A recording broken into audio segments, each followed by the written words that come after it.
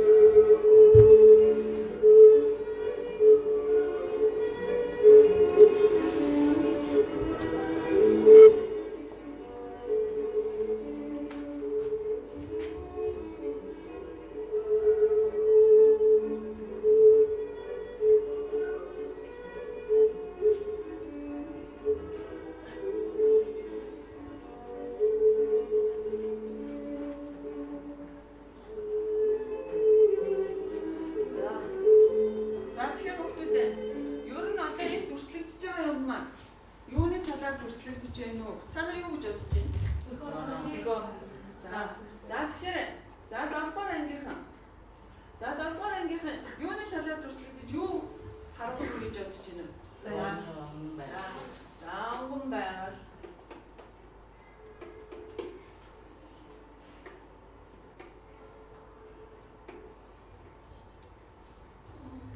За өнгөн байгаль. За тэгвэл за 8-хан юу дүрслэгдэж байна вэ?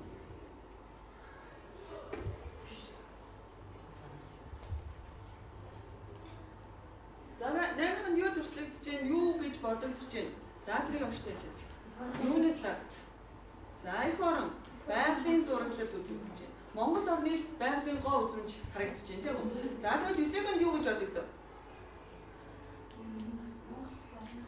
Үзэгсэлд байгалийн харуулсан зураг. Цаатлын аян танарт ямар сэтгэл төрүүлв? За уярмаа. Оо. За тийм тайван тийм байдлыг илэрхийлсэн тийм аян байна тийм үү? За тэгэхээр бүгдээрээ өнөөдөр ямар хичээл авах нь вэ? Эх орны талаар хичээл авах нь. Эх орны сэдвтэй хичээл авах нь тийм үү? За тэгэхээр өнөөдөр багшны өнөөдрийнхөө хичээлийг юу гэх вэ? Нэрийг нь зүрхэнд орших эх орон гэсэн сэдв сонголоо. Нэрийг багшаа сонгочлоо.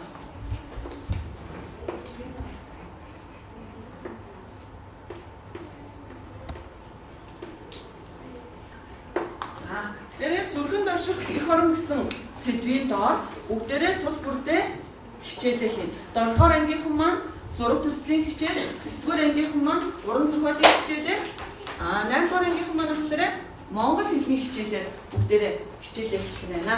За ингээд ширээн дээр нь хөтөж байгаа их ажлын дарааллыг өгсөн байгаа. Тэрийгээ эргүүлээд бүгдээрээ хичээлээ эхэлцгээе. За.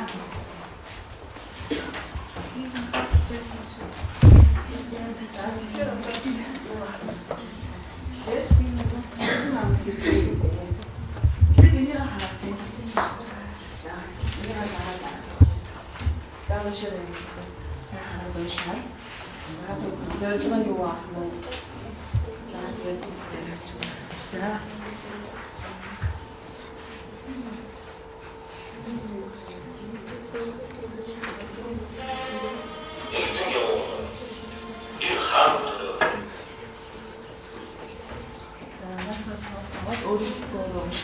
Гэхдээ бол нэг уушигтай нүг анхаарах байлгүй. Энэ шүлгийг яаж өргөн яруу уншиж байна гэдэг хурж чадах юм шүү дээ. Ойлгосноо.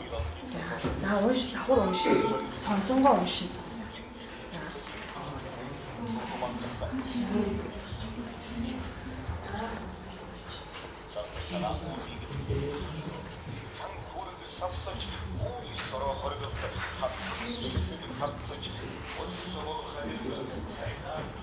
Тэгэхээр монгол шин байна.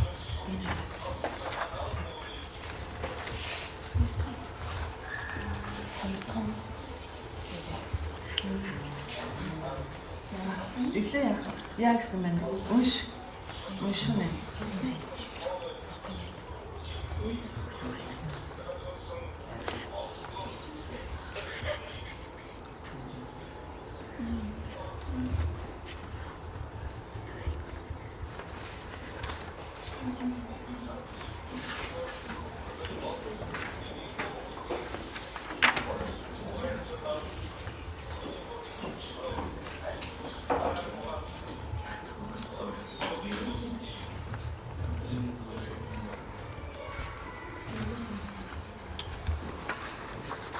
Тэнгэр бас давхар өгч шүү дээ. Тэр нэг бүрний газрын зураг юм тий. Энэ газар одоогийн Монгол гэсэн газрын зураг юм. Тэр нэг бүрний газрын зураг зэрэг юм аа. Тэр түүхэн домогтой холбоотой хичээлүүд өгч шүү дээ. Тэгэхээр хадлаад маш сайн уншиж анхааралтай уншаад дараагийн зүйлээрээ зэрэг зөвхөн нутаг айлтгал гэдэг хоёр хэсэг дээр нүдэрээ хийн зөвлөлөг явуулж байгаа. За эхлээд утга санаагийн сайн харан ойлгох гэж.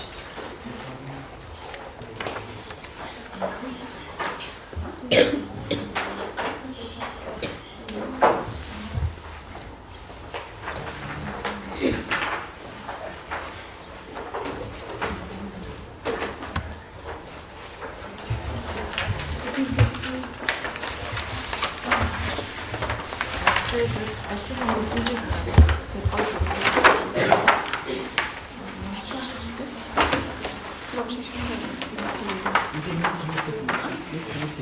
гол нэг томыг одоо хоёр тусдаа л байгалийн үзмжийг харуулсан тийм зөвлөл хийх юм шүү дээ. Гэхдээ туудсан амлаараа яаж хийх вэ?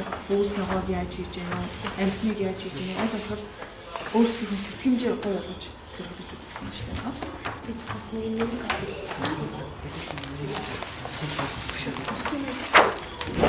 Гэхдээ байгалийн зураглал учраас та нар яг юуг нь хиймээр вэ?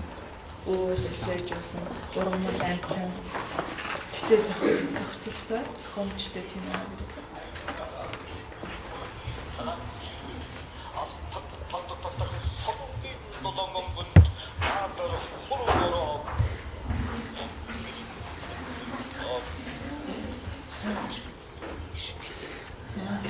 За тэгэхээр бүгд өөрөдөө одоо ихийн сонсож та. Тэгэхээр уран яруу уншиж байгаа гэдэг бодвол маш тахалтай юм тийм. За тэгэхээр одоо бүгдээрээ яг ихний хэсгийг одоо нэг нь уран яруу уншаа. За оюун уншаа. Маш гоё тод. За. Одоо тэгэхээр эндээс чи нэг үлгэр жишээ авсан байна шүү. За. Хүүх махан тэнгэрийг эзэгнийхэн төлөө хөмсг сарны өглөг асан ус тойрог хөлийн хоёр одныг баг бяцхан чулуунд хоёрын өглөө зарлаг гэдгийг хэртэй хүүх махан тэнгэрийг эзэгнийхэн төлөө би За гэх мэтлээ. За багш нь уушаа. Цагаан уулыг эзэгнийхэн төрлөө би цан бүрэг савсаж гуйл сороо хоргил цасан ширхэг зарцаж мөс болох харил царгаа хүтэн уул сарлгийн бохшсон цас цагаан уулыг эзэгнийхэн төрлөө би. За тэгэхээр шүлэг бүхэн маань өөрөө яах вэ гэхээр уншиж байгаа айзам хэмнэл бүргэлт зогсохтоос шалтгаалаад уран яруу бас илэрхийлэгдэж болох нь нэ. За тэрнээс гадна бүгдээрээ одоо дараалалаар ажиллаа явуулдаг. За тэгэхээр нэгдүгээр ажиллаа хийчихлээ. За одоо тэгэхээр зохиомжийн онцлогийг загвар тохируулан бичээрэй гэж байна. Тэгэхээр зэрэг зохиомжийн онцлог гэдэг маань юу ах вэ гэхээр юу штэ. Одоо энэ бадаг болгон дээр юу эзэгнийхэн төрсөн бэ? Тэр маань л нэг өсний болохоор зохиомж маань толгуур үг. Тэгэхээр энийг та нар яаж хийх вэ гэхээр тэрэн дээр одоо багшны нэг хоёр сүнтэй юм гэж байна. Тэгэхээр хүүхэд болгон бадаг болгоны тулгуур тэр төрслөлтэй байгаа юм ийм энэ хоёр сайхан цэвэрнээ бичээд тавьсан үзье. Тэгэхээр өөрөөсөө хамтан хувирлаад хэлсэн багийнхаа шинэ бүх магад нэг бичихнэ шүү дээ. Дараа цаан гэх мэтчлэрээ бичихтэй. Тэр маань хоёр жирэ за. Тэгээд энэ хэвдээд одоо цааш хамгийн бичихтэй.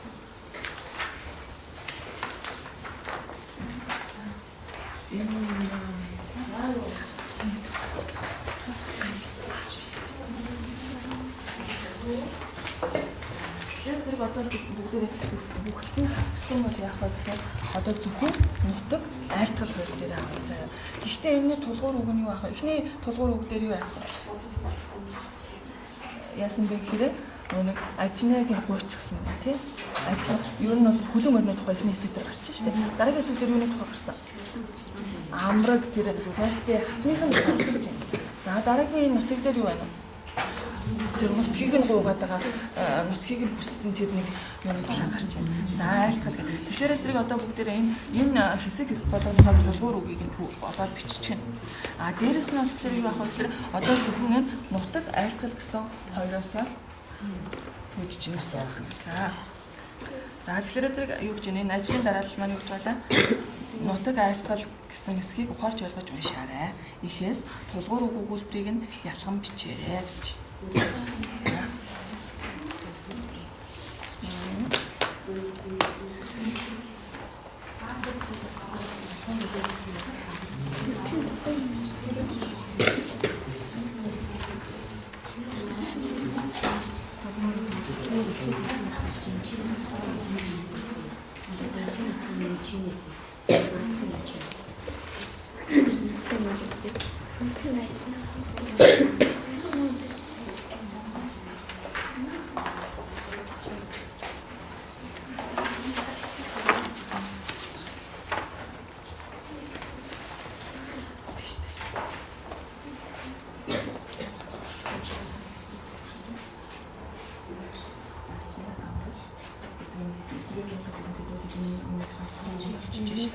За тэгэхээр одоо энэ дээр тулгуур юм аах юм диск яг гоосан гэж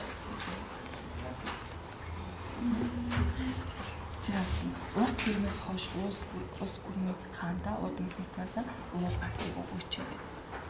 Энэ дээр бол нэг ганцыг хаяа гэж би тийм. Энэ дээр болохоор юм тулгуурсан юм байна. Тэгэхээр за айлтгалын болохоор айлтгал. Тэгэхээр зэрэг тэрийг тулгуур үгээр нь өгүүлбэрээр нь одоо бичиж гэнэ.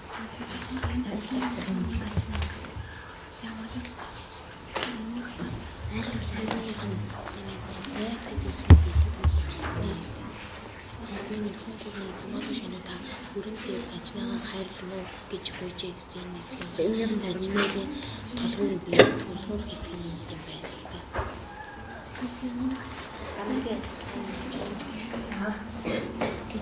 За үнэхээр амжилт. За хин харагчлалтайгаа танилцсан юм.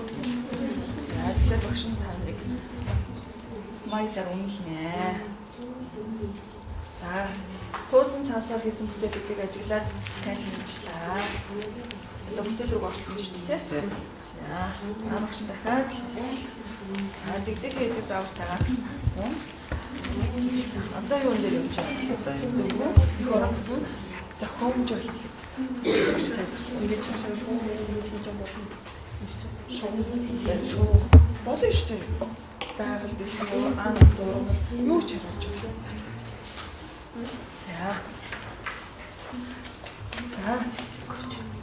За шүлгээ уншчихсан. Шинэ хэлж байна. За смайлаар хэллээ. За загвараа бичиж байна. За тэгэхээр за наа загвараа одоо тэр хангаа авч самаалаа нахна шүү.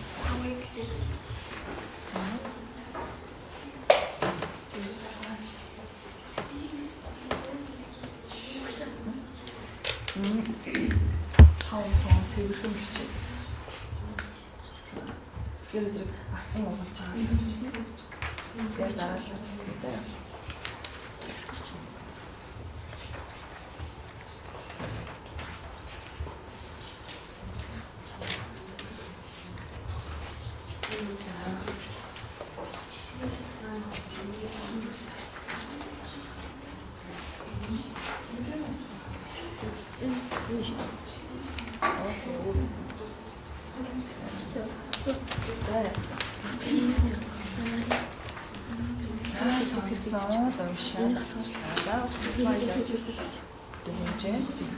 За дараагийнхаа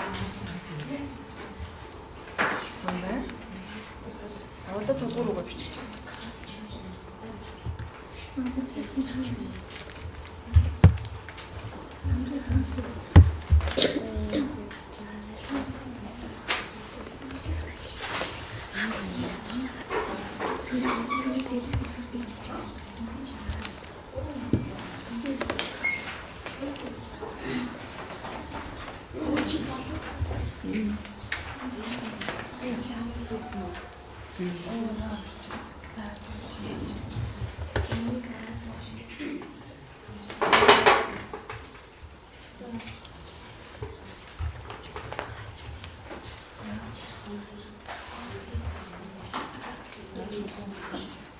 За дараа таа юм байна.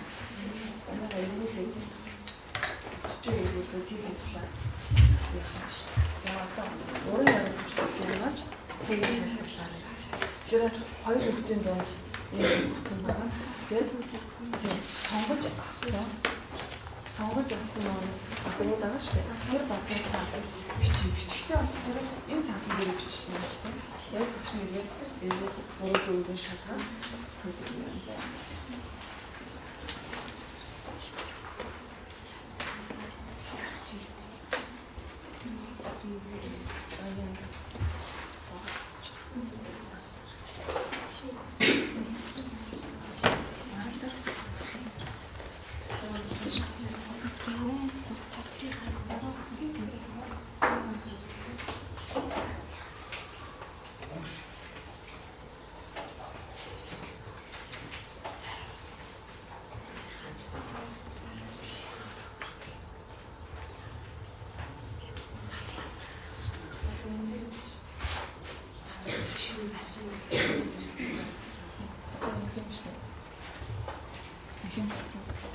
Эхлэл хэсэг дээр яалаа. Эхлэл хэсэг дээр яалаа. Эзэн модон шинэ. Модон шинэгоос юу гойлаа? Зээр таа. Тий, ажныг нь гуйсан. Тэгэхээр эхлэл дээр бол донхоо бүрний эднээс цагтл ирсэн илчилгээсэн байгаа үстэй. Тийм байгаа үстэй. Илчилгээсэн. Тэгэхээр илчилгээж байна гэдэг чинь бүх юмны эхлэл нь болчих шүү дээ. Тэгэхээр эхлэл нь ахна. Донхоогийн илч ирсэн тухай. Тийм байгаа үстэй. Тэгэхээр энэ дээр бичих юм шүү дээ. Донхоо бүрний илч ирсэн тухай. Тэр аль болох энэ өнгөийг бишгэлээ. За яг одоо бичсэн байна. За. Донхоо бүрний илч ирсэн. Дараагийн гол сүдтэй юу гуйсан. Төгсгөлтийн юу гэж хэлсэн.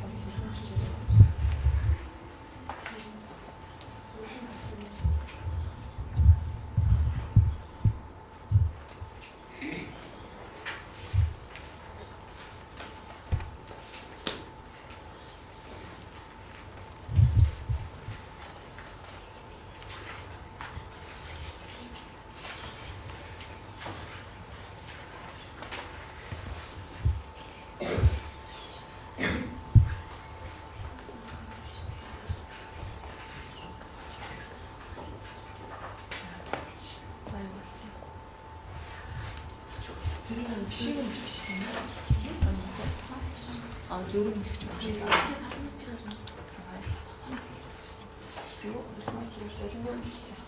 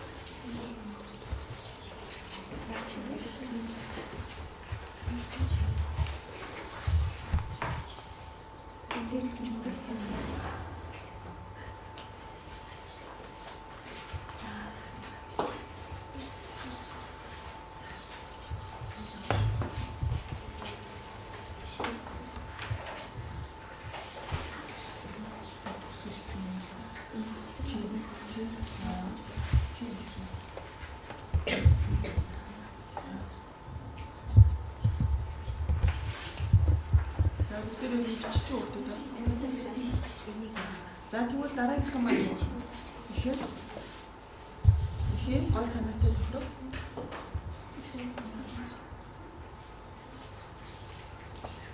За тэгэхээр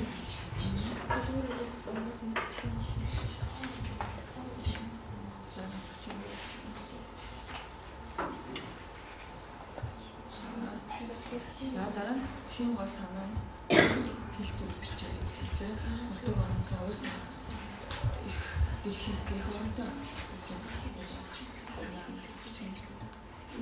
Аншин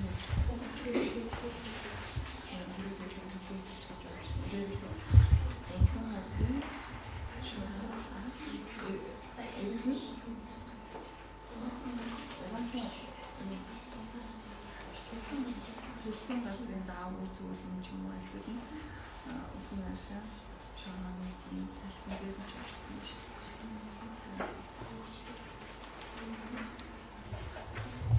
Төрсөн үеийн шанааны хэлсэн сүү ашаа гэдэг шүү дээ. За төлөв үгүй гэж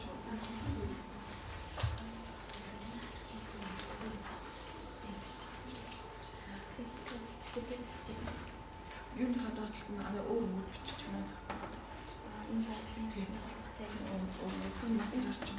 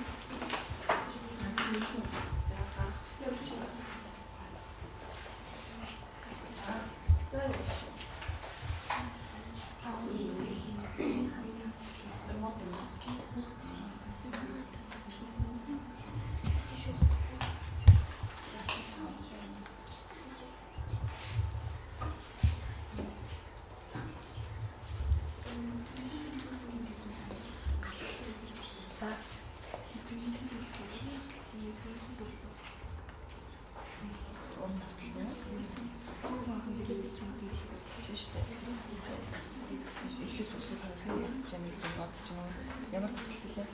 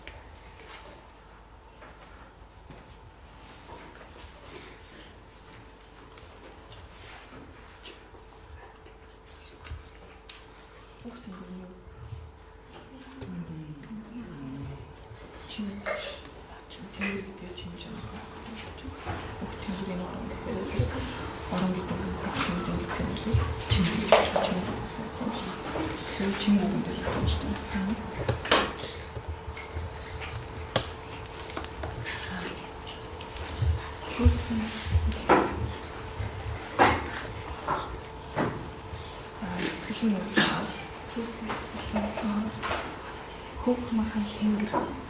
Хөг махан тэнгэрийг чийж зэмэж тустай зүгсэн. Тэгэхээр зэрэг хөг махан тэнгэрүүд хүн тэнгэрийг эзэмнэ гэж байхгүй юм чи.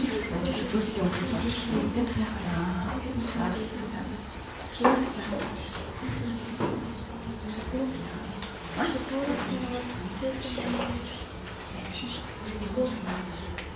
Абоолын танаар юу гэж бодож байна? Одоо тэр хата тэр чинь хүүхдийн гэрээ хүүхдийн тэгээд доошлоо гэж боддог. Бид нар дулаан артад бол тэнгэр ээжээс навуул болсон дараа нь ясан таал болсон ингээд доошлоо бидний дэргэлэрээ дуу нэгж байгаа зү. Тэгэхээр энэ юм ансаас орон зайгаа бидэнд ойртой ирж байгаа. Тэгэхээр энэ маань болж нэгсэн доо дээрээс доошлоо уурах юм байна. Тэгээд эцэстний яаж юм хамгийн ихээр хөх махан тэнгэр гэдэг юм. Хамгийн сүүлийн гадрын гэж хэлж байгаа юм. Хөх тэнгэрийн орны гэж. Тэр энэ хоёр дээр юу гарч ирж байна? Хөх махан тэнгэр, хөх тэнгэрийн орн. Тэнгэрийн орн гэж байгаа юм. Тэр нь шиг арын цэлний юу бүх юмараа цэвэрхэн суулсан гэдэг болж байна. Тэр дээр хэвдэж байгаа тэр доод чинь дээр хоолой уйлдах гэдэг байна. Энэ маань нэг хавцсан бас бүжигсэн юм шиг юм жиж байгаа. Тэр энэ шүлэг маань уун бүрслэр зохиомж явуулсан үндээс гарч ирж байна. тэгш өөрөө тийм юмсуу байгаа. Тийм. Тэрнээс ингэж хэлээд ингэ одоо ойлгож хийж байгаа юм. Өөрөө надад ингэ Тэгээ зүгээр чи надад өөр хөнгөөр хэлж явуулъя.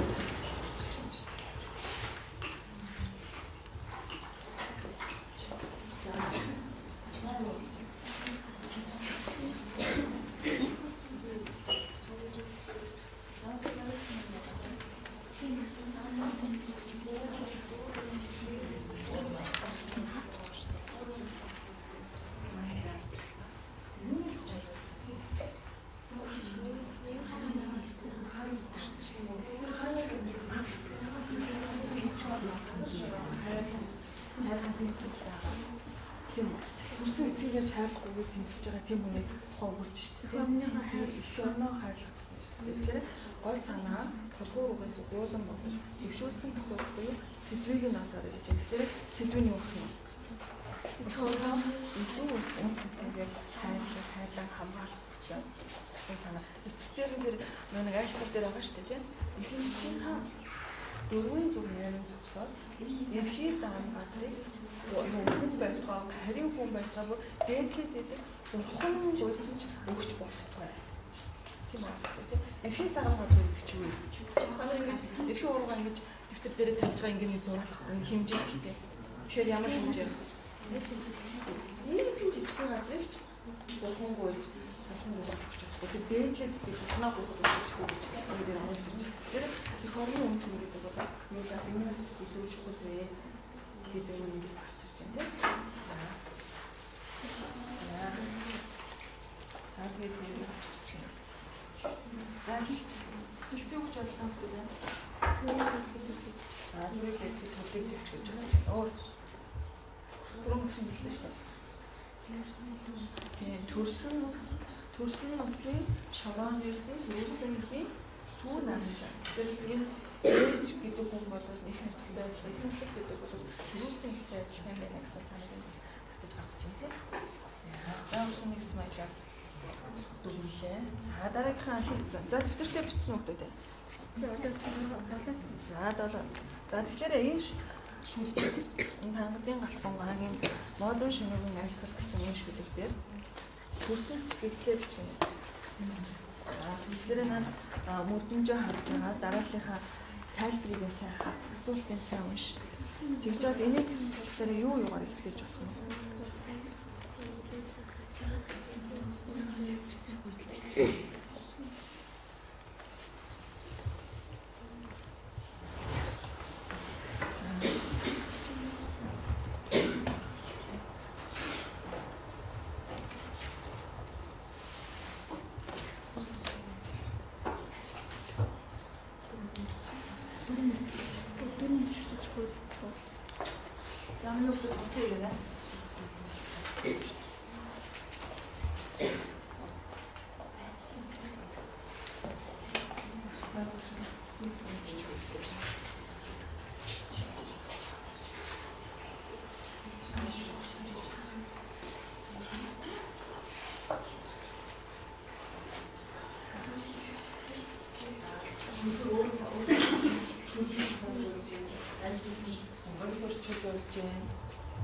Өөр яаж болох вэ? Энэ хөрний хоцортой ямар дуу байдаг вэ?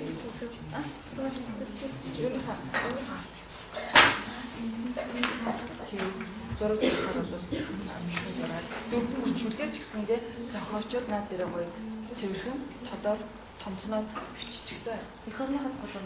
Тий эх орн. Сая энийг уншаад чамд юу төрсөн? Ямар сэтгэл төрсөн гэдгээл зурх нь бичих нь зохиох нь шүү дээ. Ойлгоо?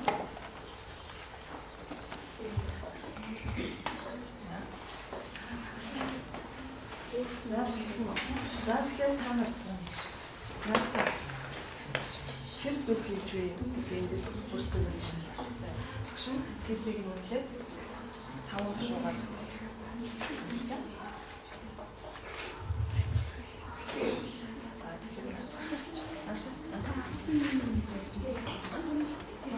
Тий авсан зөвхөн багаас өөрийнхөө сонгож өгсөн байна.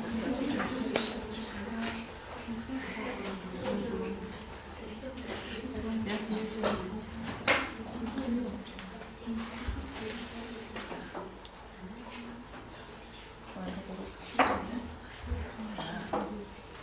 За тэгэхээр тэгээ хаач өөрийгөө шилжүүлж байна. За дараагийн ажил маань юу вэ гэдэг. За шүлгийн утга санаа байгалийн зурагтай харьцуулна гэж. Гэн дээр юм зүгээр хоорондоо эхлээд ярилцчих. Ер нь уран зураг гэж ямар юм бэ тийм. Шүлэг дүрслэгдэж байгаа уран яруу гэдэг нь юу вэ гэдгээр нь юу өөрсдөө хоорондоо ярилцсныхаа дараа чи энэ дээр уран зургийн ялгаатай нэг шүлэг яруу найргийн ялгаатай талын энэ хоёрын адилхан талын юм гэдэг байгаа гэж байна. За гэхдээ хоорондоо ярилцахгүй шүү. Сайн ярилцах.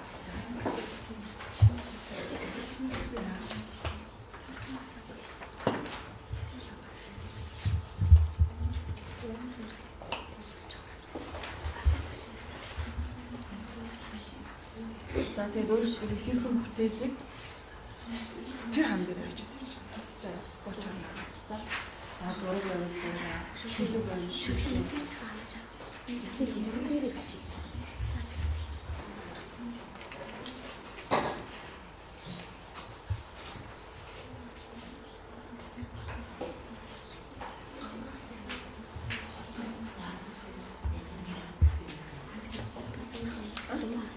Дуугаар хийж болж байна, шүлгээр хийж болж байна. Чиний мэддэг дууны үгний эх орны үнцнийг харуулсан ямар үг байдгийг гэж болно шүү дээ. Бас шүү. Сумаар хэлбэр зохиож явж байна. Эсвэл юм шүү дээ. Одоо жишээ нь энэ эсвэл эхнийхээ 408 зохисоос гэдэг энэ хоёрхан мөр шүү дээ. Энэ хоёр мөрийг дуурайлгаад ч гэсэн өөрөө зохиолч болно шүү дээ. Тийм дууныхаа үгнээс аваад ч юм уу айлгуулбал өөрийнхөө төрсөн сэтгэлийг авч байна.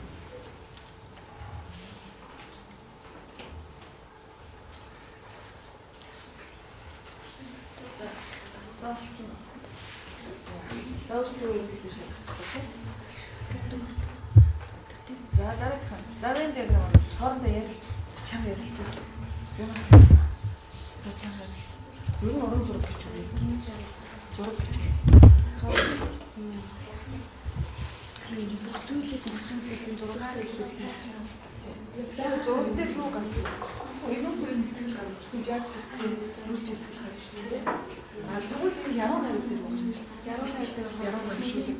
Бүх юм багтаагаар хадаг багтаар багтаагаар уран яруугаар илүү уран яруугаар илэрхийлж болж байгаа юм. За шүлэг. За тэгэхээр зураг бол зөвхөн энэхүү хайрцагсан жаазлагдсан зүйл л харагдана. Тийм үү? Тэгэхээр нөгөө талаар яруу найрын шүлэг дээр бол ерөнхийдөө томоохон их хэмжээний юм багтаагаад урнаар үлчиж байгаа юм. За өөр юм.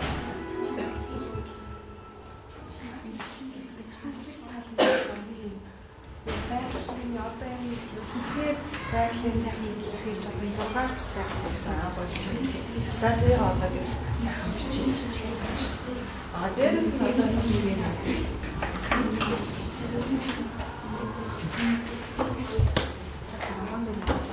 За тэгэхээр яруу асуулт юу байна? Яруу асуулт би ханддаг. Тэр нөгөө нэг ингэж гурлаар явсан юм чинь одоо бидний төрсөн гэдэг юм уу? Бид бүгдийн төрсөн гэдэг миний чинь төрсөн гэдэг. Тэгэхээр бид нар хаан төрсөн. Энэ Монгол орнд чинь энэ говц үзэн төрөлдөр байгаад чинь энэ хоронд чинь төрсөн байх. Тэгэхээр тэр би хаан юу вэ гэдэг асуулт маань байна гэхээр одоо нэг юм да уран яруу асуулт хэлжүүлж шээ. Тийм болохоор энэ дээр бүгдээр яруу асуултаа бичээд шүлгийн дээр бичээд за дараа нь дээр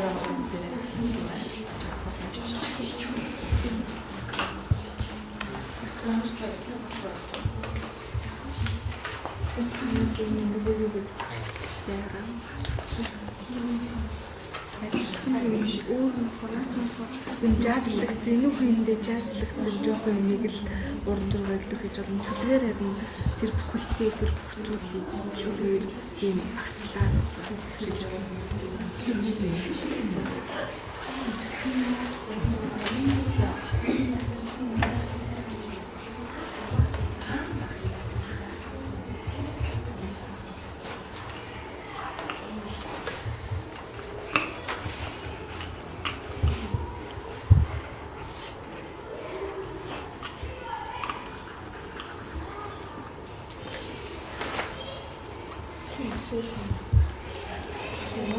За.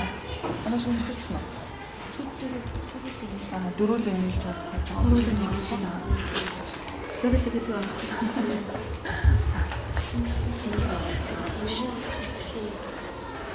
За. Хоорондоо сайн яаж хэлсэн яг бүгд өнгөн төөрч байгаа. Хүнээс санаа гаргах гэсэн. Тэр өөр хаасан хийсэн чараа.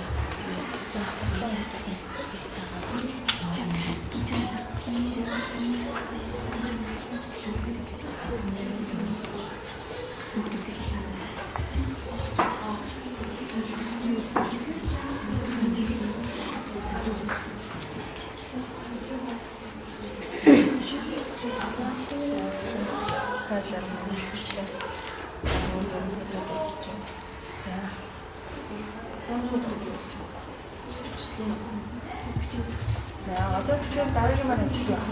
Энэ багийг нь шүлэг багийг шат багийг зохиож болж байна. Альс их өөрийнхөө төрсөн сэтгэлийг бичиж байна.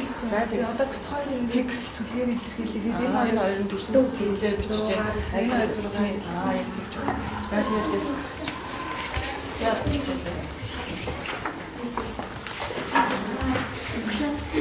Энийг гэсэн хуулах юм уу?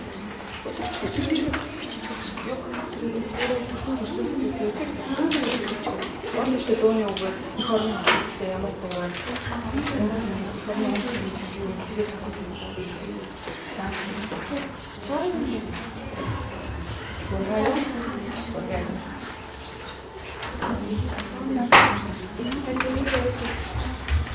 Бороо авч та.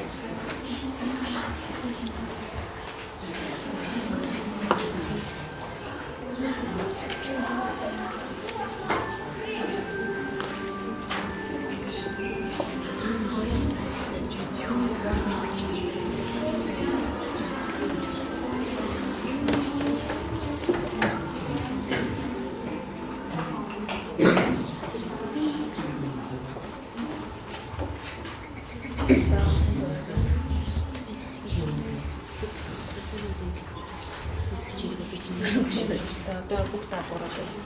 Одоо энэ өөрсдөө хөрвүүлж тэгээ ерөнхийдөө хийх ажил даалгавар маань дуусчихлаа юм. Одоо юу гэх вэ? Ерөнхийдөө дуусчихсан шүү дээ. Одоо дараа нь хөшин дүгнэлт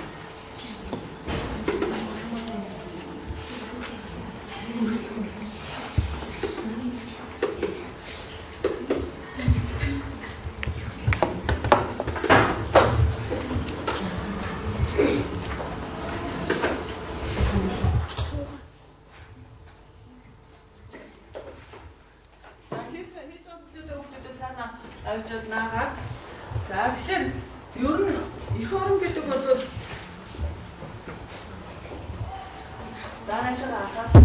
Монгол гэсэн 6 үсгээр бурхан нэрээр нь дэлхийд хоёрдгоо. За. Тэгэхээр зэрэг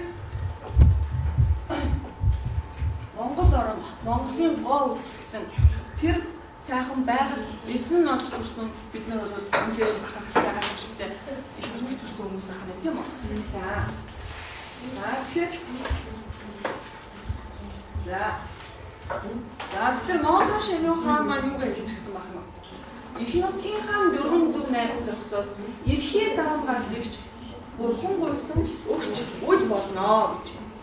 Тэгэхээр зэрэг эрхээ дарамгын тэр газрыг боловно өгч болохгүй байна. Бурхан гуйсан ч өгч болохгүй гэж.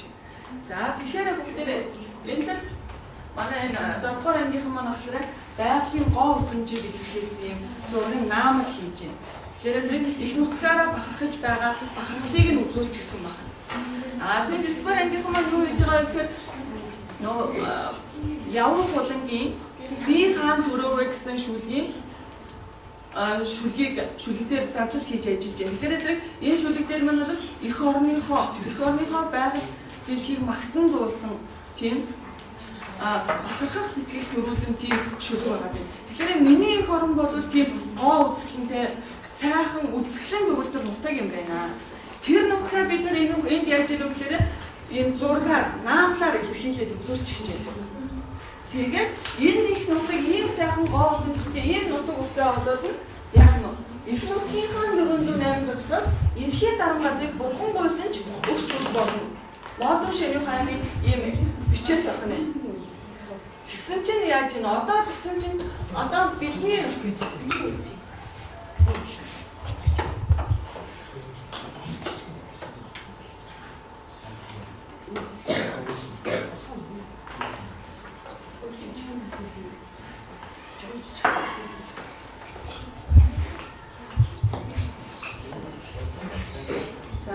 За тэгсэн чинь одоо бид нар яасан бэ гэхээр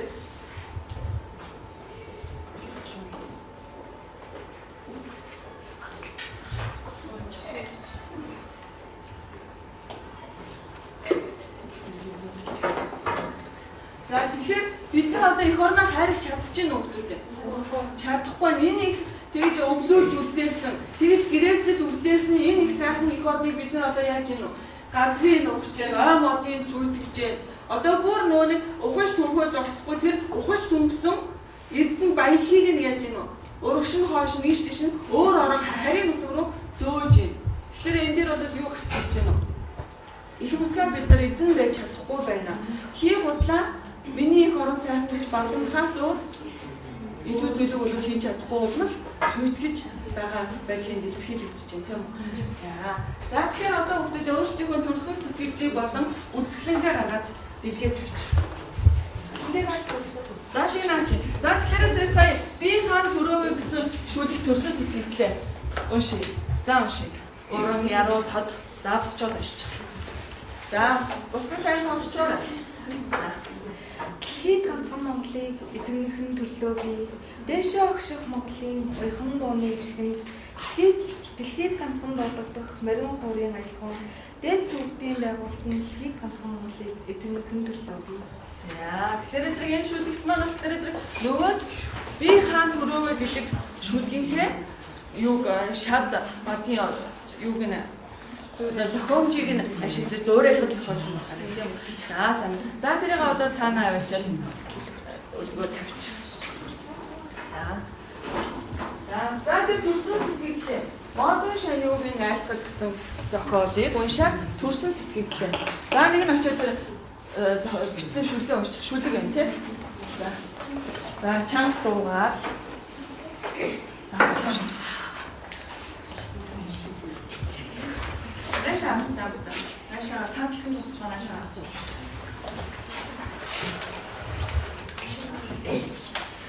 Миний ардын сэтгэл цагаан мишэг царайн бүтгэл дүүрэн мөнх тэнгэрийн мөнгөн цэнхэр мөрөн голын усан цэлгэр миний Монголын газар шороноос бурхан гуйсан ч бөө. За тэгэхээр ийм сайхан их орноо бол хайрлаж хамлаж явах хэрэгтэй гэсэн санааг бол энд гаргаж ирчихсэн байна тийм.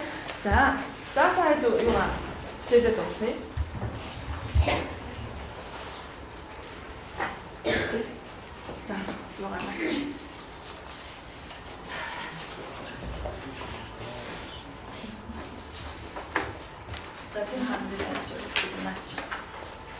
За тэгээд зохиомж хүчтэй тайлбарлаад байна. За.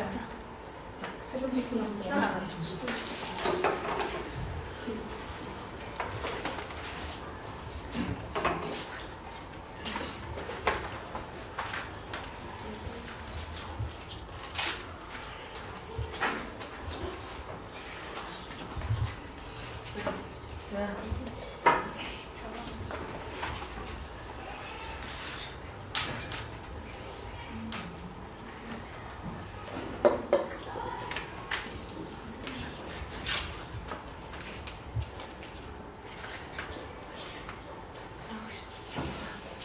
За, юу дүрсэлсэн. За, эх орныхоо талаар юу дүрсэлсэн бэ? Манай багийнхан болохоор их орныхоо сайхан гоо ингээд туудлын амтлаа хийчихсэн. Тэр манай туудлын амтлаа гэхээр үйл тэгээд мэдээж хэрэг нар тэгээд цэцэрлэг энэ уулаа тэгээд болчмор тэгээд цэцэгнээс хийсэн байгаа. Тэгээд энд нь болохоор манай юу гэж ярьчихсан.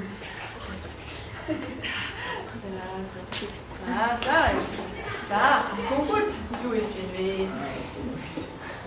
За.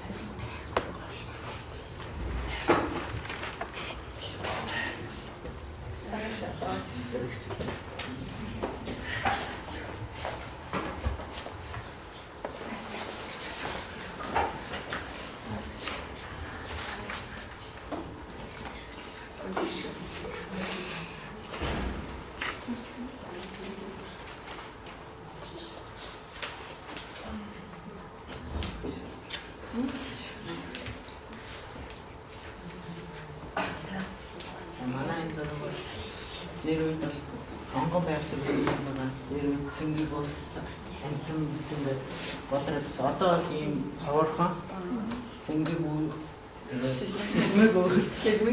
цэлмэг тэнгэр барагчлал өвлөө байхгүй харагдаа. Тэгээд энэ цэнгэг цэлмэг өвлмөл хийсэн байгаа. Цаг хичээл гүйцэл чадсан байна. За тэгэхээр ер нь бол гонхоо үзэнцэг байгааг болоод илүү сайхан болсон. Одоо тэгэхээр бид нар яг ийм их оронд амьдарч чадчих байна уу? Бидний эргэн тойронд ойр орчингийн байгаль байна уу, үгүй юу гэдгийг бас нэг бодоод үзэх хэрэгтэй болчихсон байна тийм. За одоо ингээд өнөөдрийн маань хичээл ингээд дуслаа. Хичээл тэтгэвтэй оролцсон хүмүүстээ баярлалаа.